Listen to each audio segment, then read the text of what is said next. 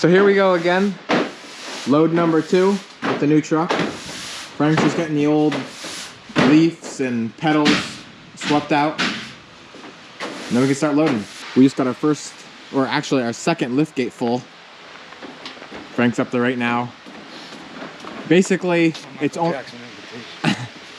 only me and Frank. So we just work together getting everything out here onto the lift gate. Then he brings it up and starts hauling it back in, while I then water whatever needs to be watered before it goes on the truck. Because as I explained before, I think in my previous videos, if we get to market and we have to water a lot of stuff while we have a lot of customers, it just gets to be really hectic and it's really hard to take care of not only the customers and the plants. This greenhouse is just about done. We got tomatoes yet to get. These are in the 6-packs. We already got the potted ones. Basically, I'm just handing them to Frank, and he's putting them on the truck. So it's Roma. Let's come over here. Here's Big Beef.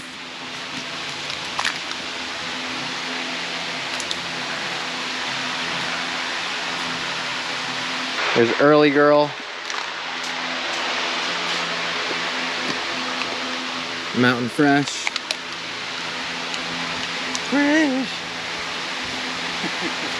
Now we're on to number 1. Mom's been working in there. All this stuff she just got ready and in here. That way I can just take now and lift it right up onto Frank.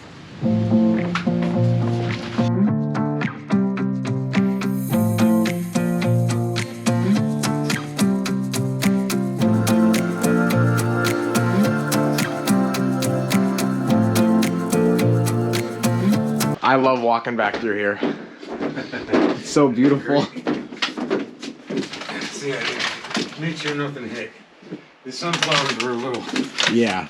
Well, yeah, those ones are just kind of out of the ordinary. Damaged. Yeah.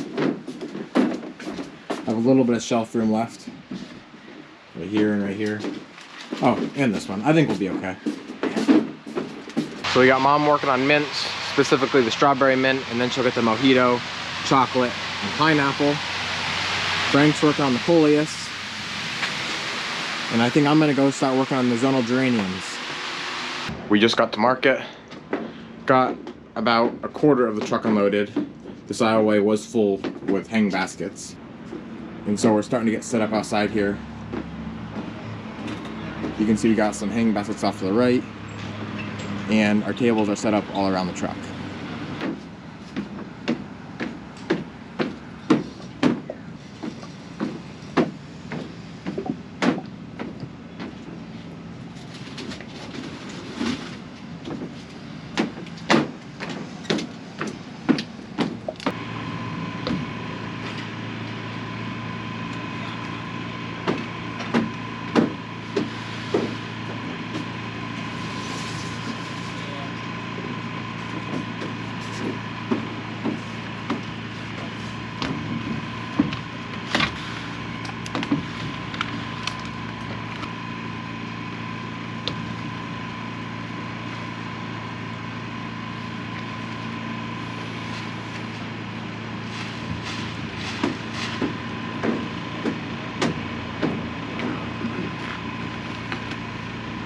You got her.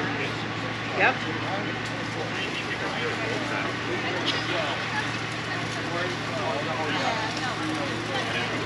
Well, thank you. Have a good day. Yep. Okay, thanks. Take it easy.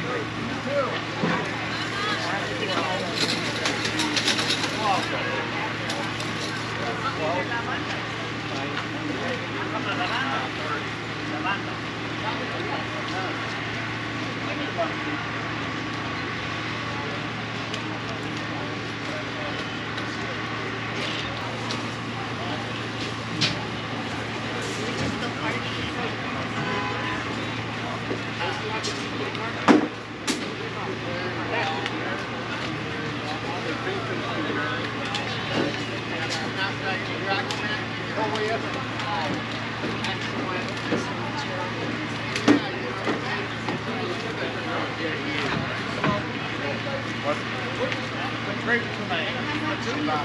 I want one. Give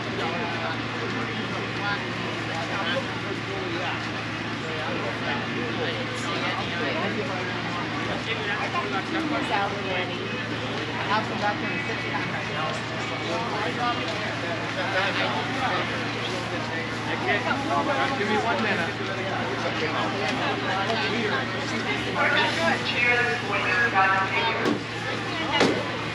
I have some here.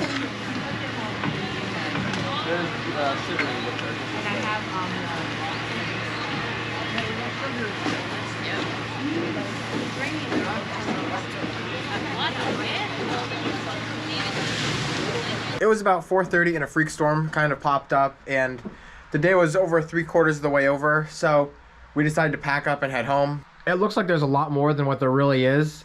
Like, we have pop-ups and chairs on racks, and half the racks only have 4 instead of 5, and the back shelves aren't even full. So all in all, I would definitely say the first day of hometown was definitely a success.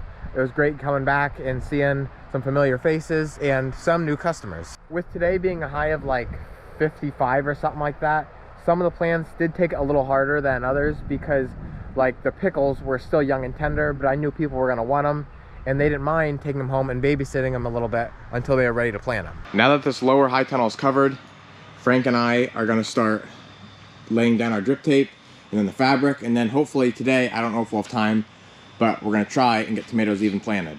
Tastes good a second time around there, buddy. A while ago, before we even had the plastic on, I went through, tilled this, and made my trench for the drip tape, but it kind of got filled in with the hard storms that we had. So now Frank's just going back through with the hoe and making that trench a little bit deeper again. And so I did these two, he's gonna do that one, and then we have one more row over here, and then we'll be ready for the drip tape.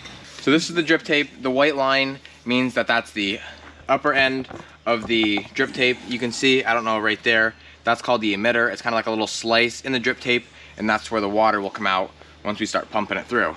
So basically, what I want to do now, before we start dragging it out through the little trench, is I want to fold it like 4 to 5 times, and then I'll put this little cap on the end of it. That way no dirt gets inside of it, and once we start putting the water through it, it can't come out. So that'll slip over just like that, and now we're ready to go. So now Frank will take this, and he's gonna walk right down the trench and pull the drip tape right through it.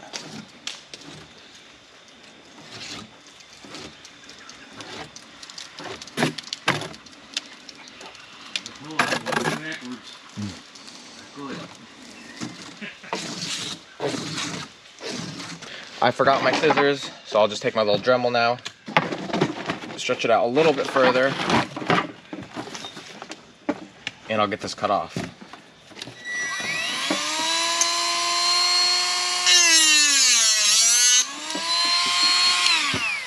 Good. Little tool.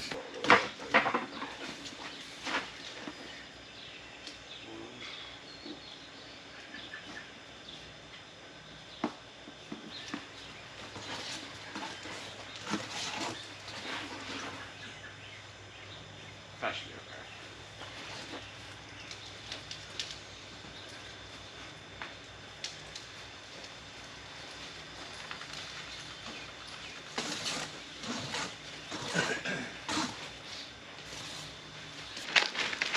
So now we're going through and laying the drip tape nice and flat, making sure that white side is up, and then covering it. Usually we like about 2 to 3 inches of dirt above the drip tape, which is what it looks like we're gonna have. We ran short on this last row, so I'm gonna have to go get a new spool of drip, and then after that's laid, we'll be ready to lay the fabric. Frank went for lunch, so while he's doing that, I'm getting ready to fertilize the garlic. In this tub here, we have a 12-18-12, and over here, we have calcium nitrate. That's gonna be my mixture to put on top of the garlic with these 2 sprinkling cans. Hopefully when Frank gets here, he can help me, and then we'll go back to the high tunnels. So now I gotta mix my calcium nitrate and my 12-18-12 together. So I'm by myself, I'm gonna try and mix these both at the same time. That way it's less hand stirring I have to do.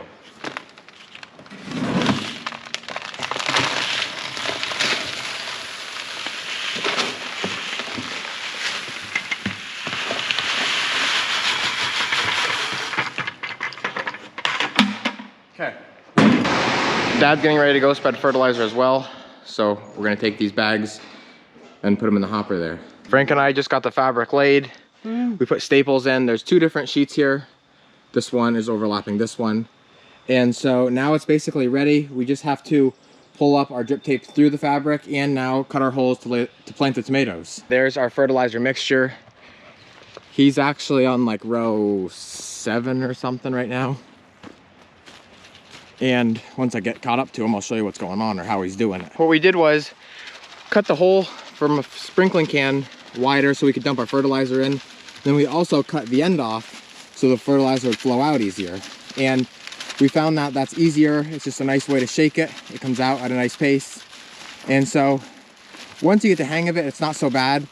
We measured out 6.5 pounds. It gets dumped in the sprinkling can. And then it's kind of just up to me and Frank, or actually Frank now just at this point, how fast to shake it, how fast to walk, and kind of just eyeball how much is coming out of there. So that way, by the time you get to the end of the row, you hopefully don't have much, or if you do, have only a little bit of fertilizer left from that row.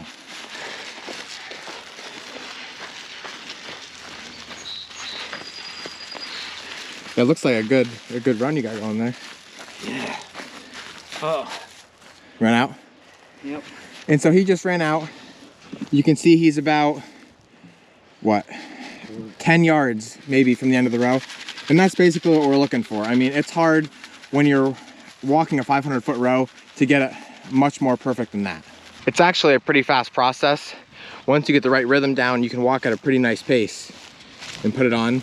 And the whole reason we're doing this, rather than put it in one of our big spreaders and spreading it over top the whole field, is because you can already see the weeds coming up. So if we fertilize these weeds along with the garlic, they're all gonna grow. And so in hopes to not make the weeds grow any faster than what they already are, we're just kind of hand putting it right on top of the row. And that's kind of the whole point of the straw in the winter, is to not only cover the garlic, that way the frost doesn't hit it too hard or the cold weather, but it also helps in the springtime when these weeds start coming up. But now there's almost nothing we can do besides just either mow it, weed whack it, and not fertilize it any more than what we have to.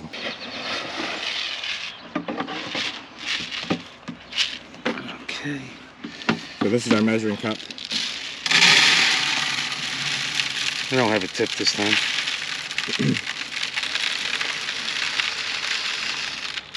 That's it, Frank. Yep. So you can see our line in there. I already weighed that out. That's 6.5 pounds once it's filled up to that line. I just missed Dad planting sweet corn. These are the rows right here. He did like, I think 8 rows altogether, maybe 12. This right here, these 2 lines, is where the corn is.